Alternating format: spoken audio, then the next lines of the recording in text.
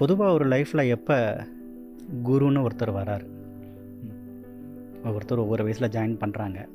இப்போ வராரு அப்படின்னா, எப்போ இந்த உலக வாழ்க்கையின் இன்ப துன்பங்கள் இது மட்டுமே எனக்கு போதலை, இது எனக்கு ஒரு சலிப்பு, அதில் இதுக்கு மேலே என்ன இருக்குன்ற கேள்வி எப்போ வருதோ அப்போ தான் இந்த மாதிரி ஒரு ஆன்மீக மதம் தேவையாக இப்போ தான் பிறகுது.